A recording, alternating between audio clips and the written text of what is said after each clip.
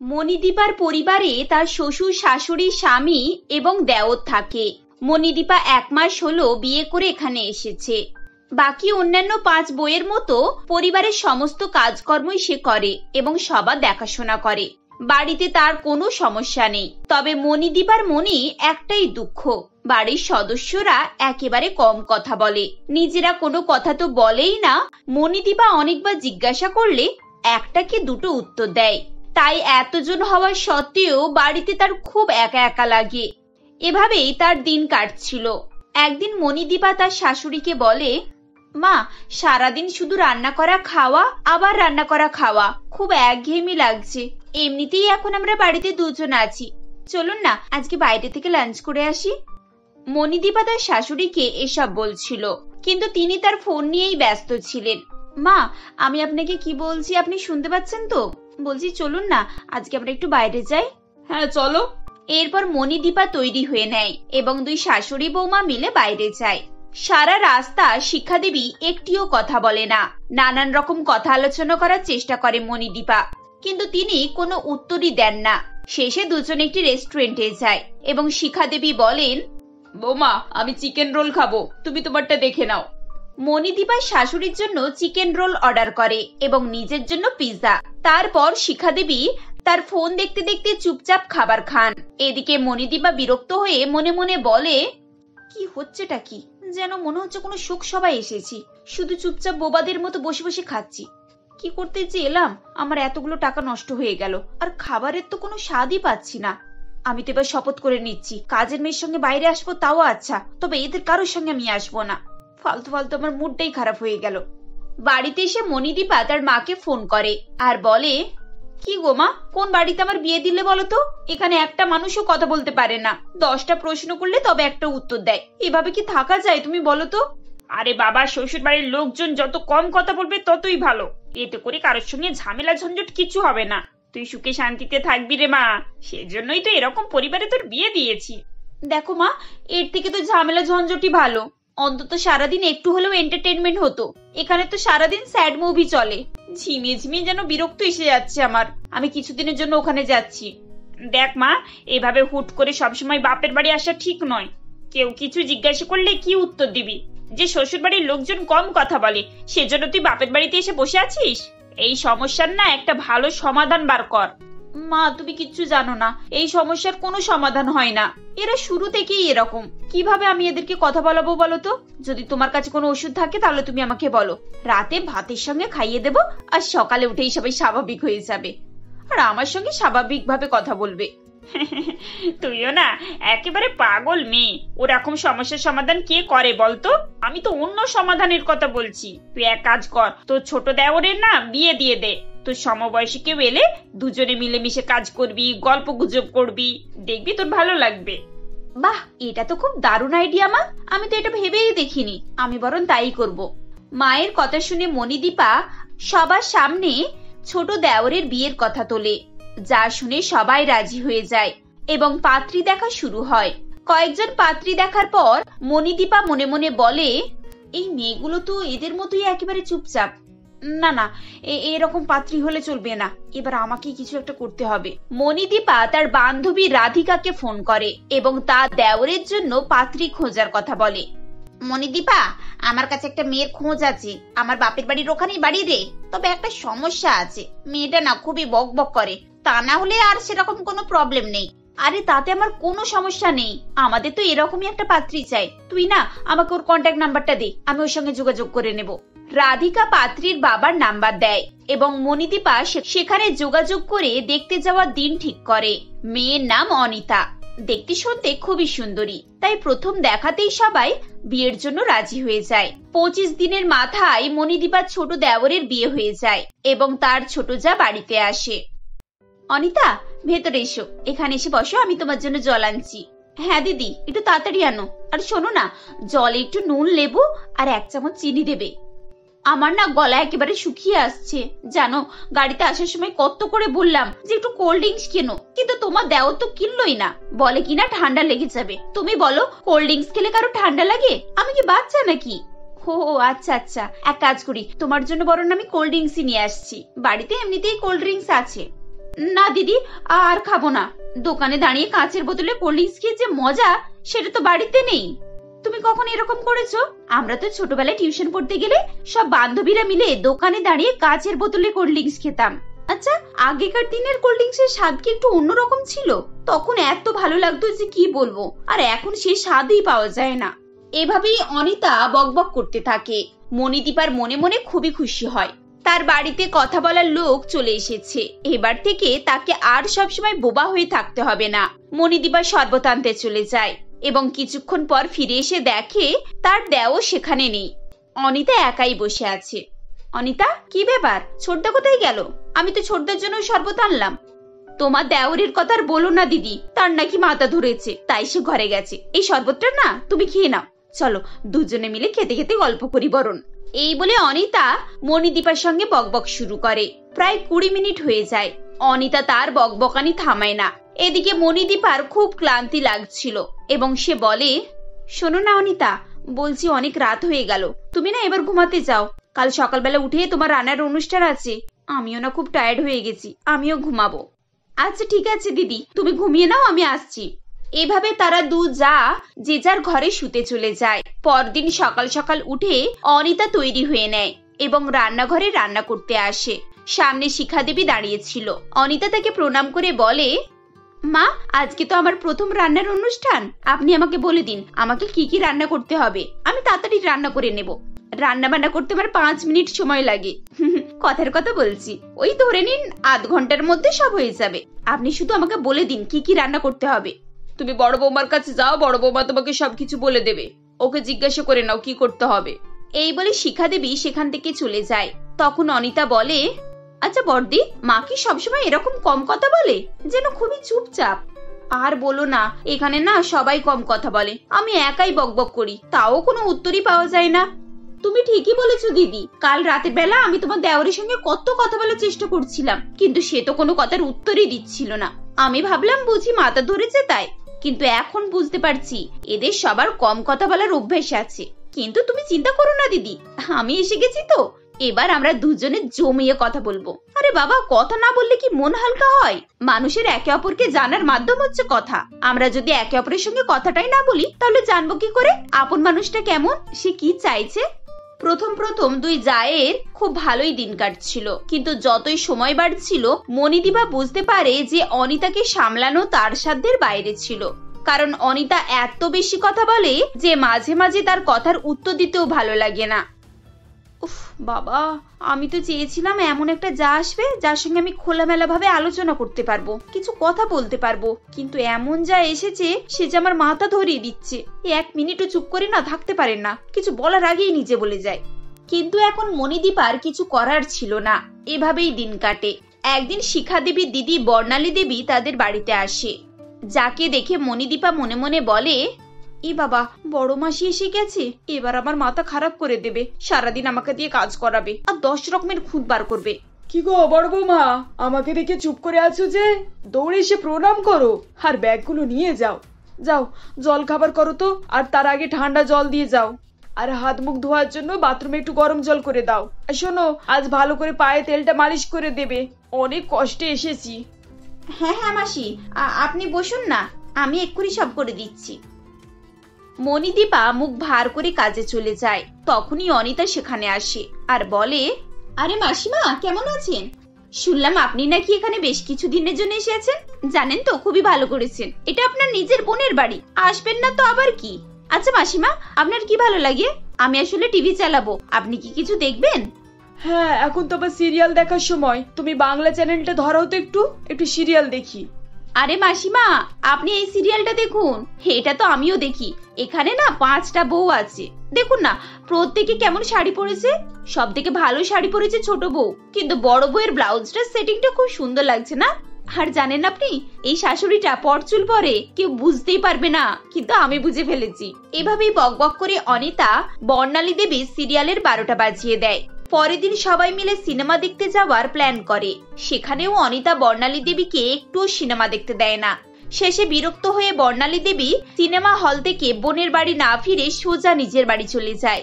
একদিকে মণিদীপা মনে মনে খুবই খুশি হয় এবং বলে, যাক, বকবকে যা এনে কিছু তো একটা লাভ হয়েছে। এবার থেকে মাসিমা আর আমাদের বাড়িতে আসবে না। আমার অনেক বড় সমস্যার সমাধান হলো। এরপর থেকে মণিদীপা তার ছোট জায়ের উপরে বিরক্ত হতো না এবং দুজনে মিলে সবার সঙ্গে বেশ সুখে শান্তিতে সংসার করতে থাকে। রিমা তার বৃদ্ধ ঠাকুমা অন্বেষা দেবীর সঙ্গে কল্যাণপুরের একটি পুরানো ভাঙাচোরা বাড়িতে বাস করত। কয়েক বছর আগে ছোট রিমার বাবা মা মারা গিয়েছিল। তখন থেকেই রিমার ঠাকুমা অর্থাৎ অন্বেষা দেবী তার দেখাশোনা করত।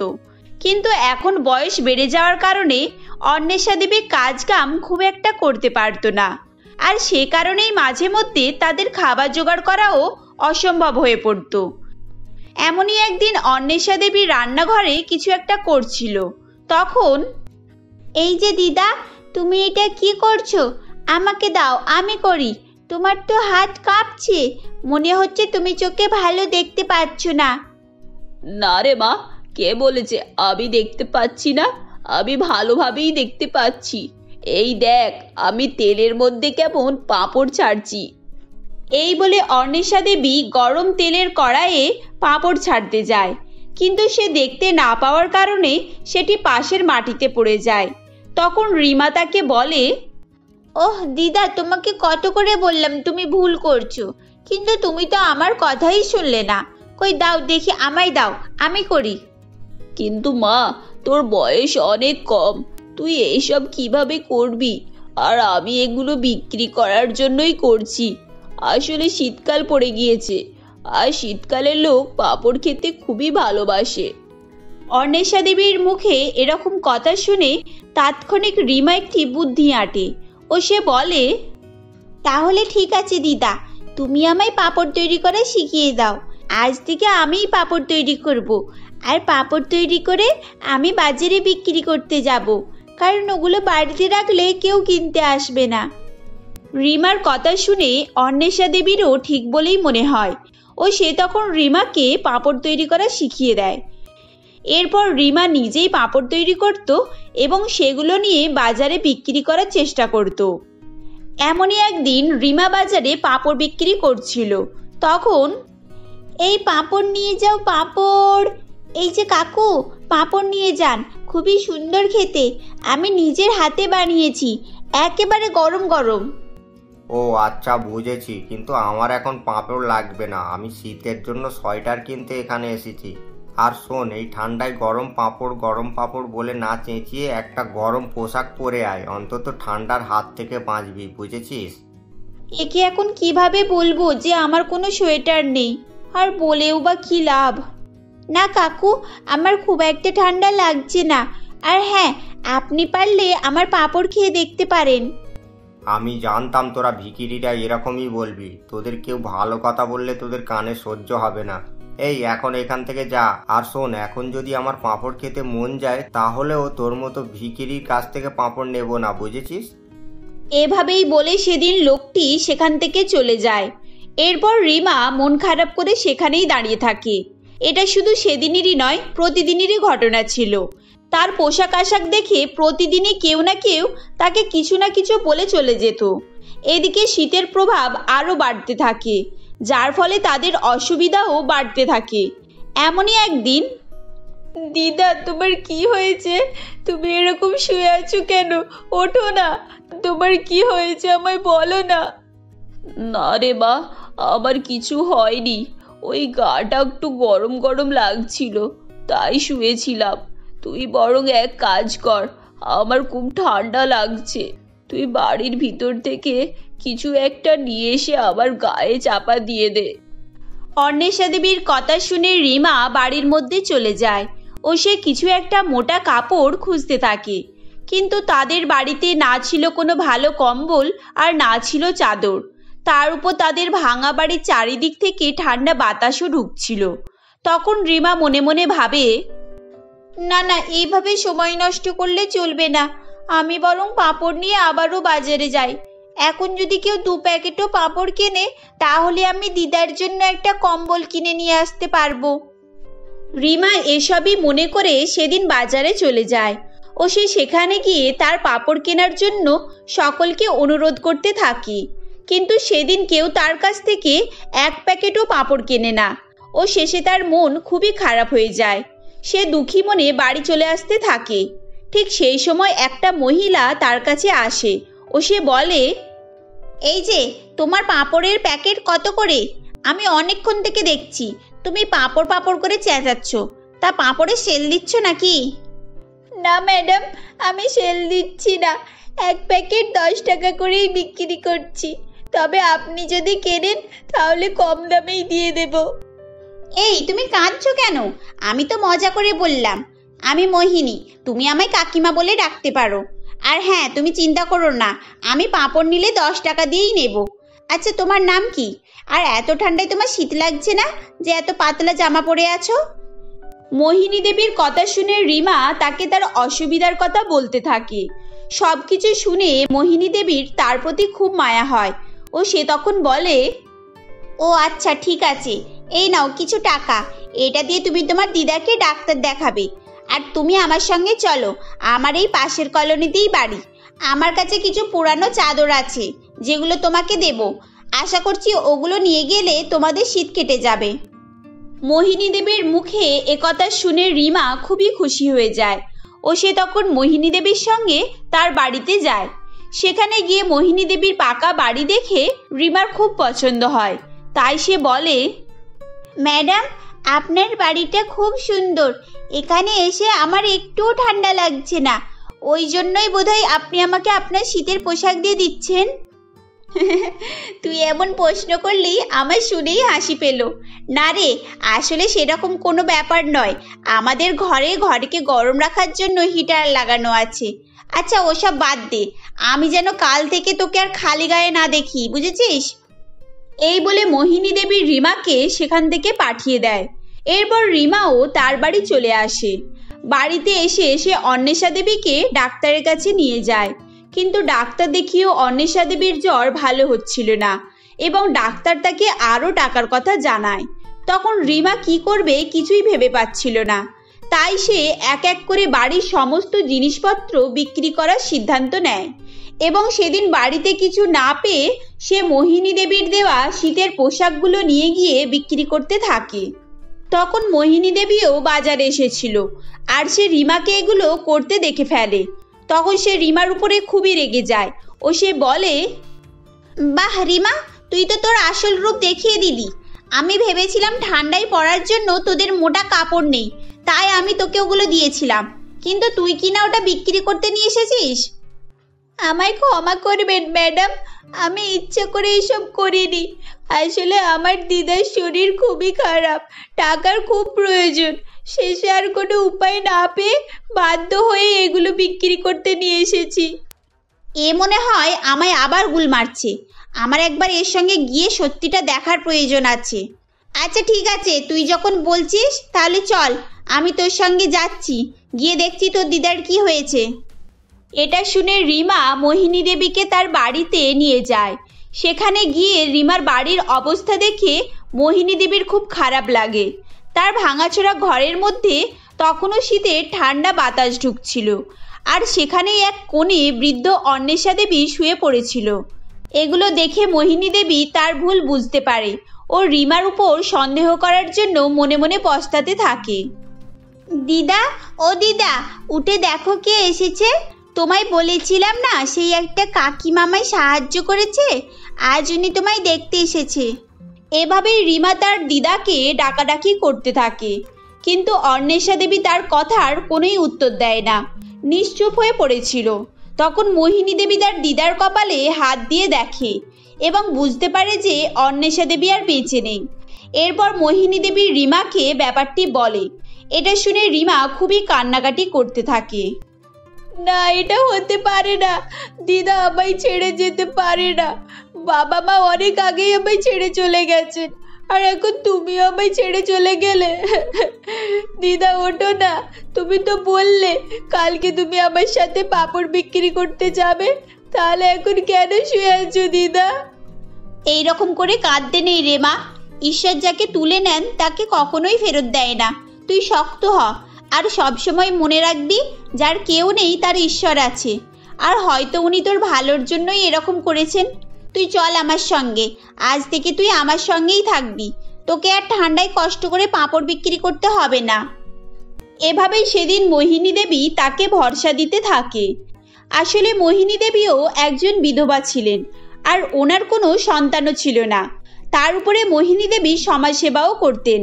মোহিনী দেবীর কথা শুনে রিমার চিন্তা দূর হয়ে যায় ও সে মোহিনী দেবীর সঙ্গে তার বাড়িতে চলে আসে।